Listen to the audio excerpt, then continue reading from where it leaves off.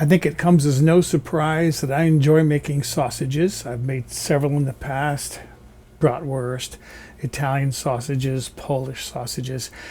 A friend of my website and this YouTube channel, Jake, sent me a link to a recipe for kielbasa, and I thought that looked pretty good. So that's what I want to make today, is kielbasa. Now I'm going to tell you a little bit of a story. My mom used to buy those big U-shaped kielbasas.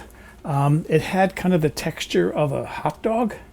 It wasn't like an Italian sausage, kind of a little bit chunky inside. It was very smooth. She used to cut it up and heat it with sauerkraut. She'd make mashed potatoes for those of us who didn't like sauerkraut. We ate them. It was good. But I want to make my own kielbasa today. So that's what I'm going to do today. Let's make kielbasa.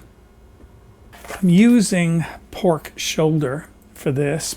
This is total 2.5 pounds, or about 2.27 kilograms. It's 1 pound plus 12 ounces, 795 grams of pork shoulder meat, and then 12 ounces, 340 grams of pork fat, such as fat back or pork belly. This is pork belly. You need some fat in your sausages to give them a juicy texture. And these were vacuum wrapped. I vacuum sealed these and put them in the freezer, and they've been thawing in the refrigerator now for a couple of days. So I want to start grinding the meat. I've got my meat grinder set up on my KitchenAid using the medium size grinding plate.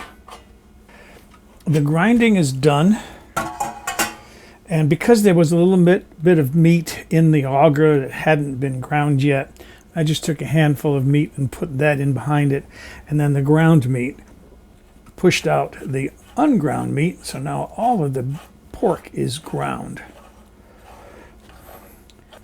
Normally this is when I would put on a rubber glove to mix the seasonings in, because I don't like to get the meat under my fingernails, but I'm going to use my stand mixer to mix this up.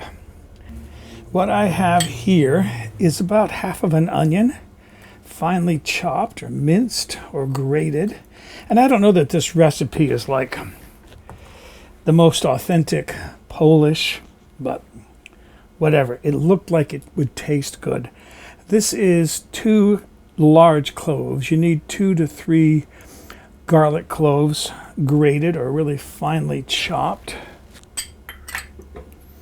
This is 1 teaspoon of dry oregano flakes, 1 tablespoon of Dijon mustard, half a tablespoon of salt. That's regular table salt. Maybe 3/4 of a tablespoon if you're using kosher salt. And then half a tablespoon of ground pepper. That seems a little strong to me, so I'm not going to put all that in there. As I said, I'm going to use my stand mixer, so I fitted it with the regular paddle. 2 objectives here. One is to get this all mixed up with the spices and herbs, but also I want to knead that meat mixture to kind of knead together the fat and the meat so that it has a sticky, softer texture. It should make a better textured sausage. So I did the mixing and the kneading for 2 minutes.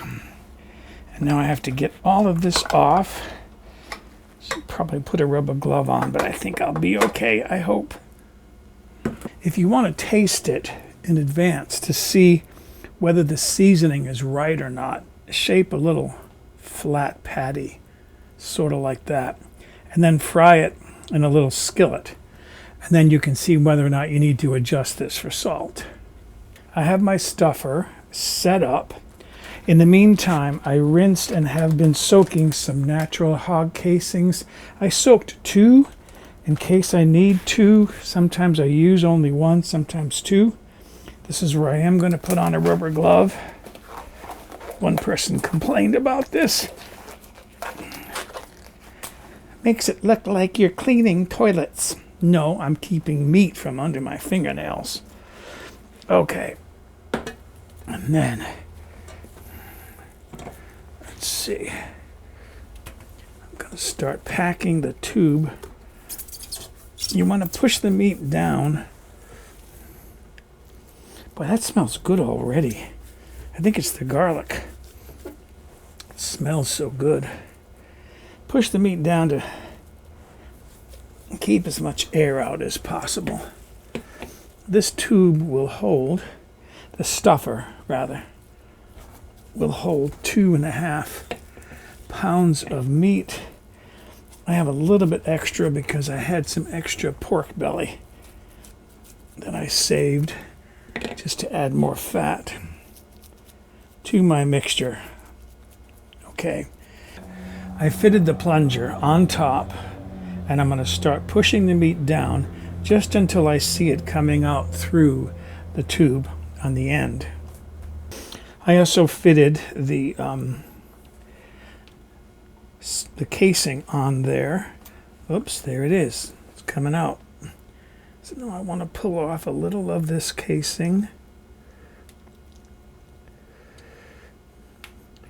And then you can either use string or knot the casing. I'm going to use a bit of string to tie this shut. So this is just a bit of kitchen twine, cotton twine.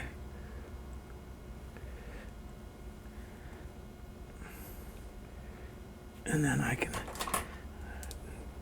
trim the ends off. And then I want to start stuffing, and you want to stuff this enough that the sausages are kind of plump, but not so full that the casing will break.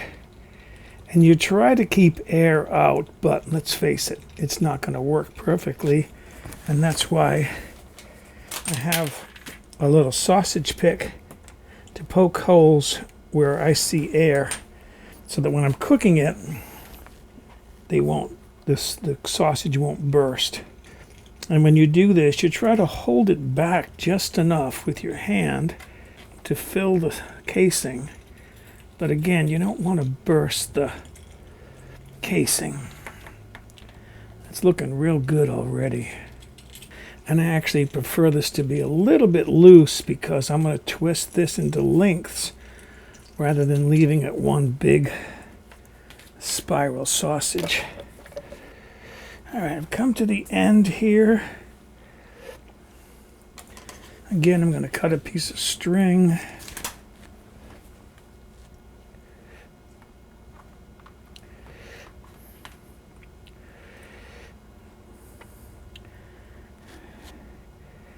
Tie this off.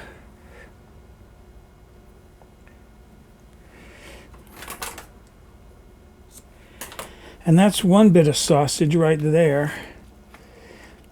I'm going to put on my other casing and finish this up. To shape lengths, I'm actually going to use that extra piece that I used to use up the last of the meat that was in the stuffer. You can tie it with string, or you can just kind of pinch it to pinch out the meat. And then just give it a twist several times. And that becomes your links. So there are my kielbasa. As you can see, I didn't try to make them all the same length. This one's really long, this one's really short. I actually like the variability. Makes them look a little more homemade. The next step is to cover these with plastic wrap and let them sit in the refrigerator for a couple of hours to let the flavors mature a little bit. You can even leave it in the refrigerator overnight. If you want to keep them long term, you can wrap them or package them using a vacuum sealer and freeze them. So there is one of my sausages. I'm getting ready to taste this and see how good it is. This is the first time I've made my own kielbasa. Juicy, tender. Now,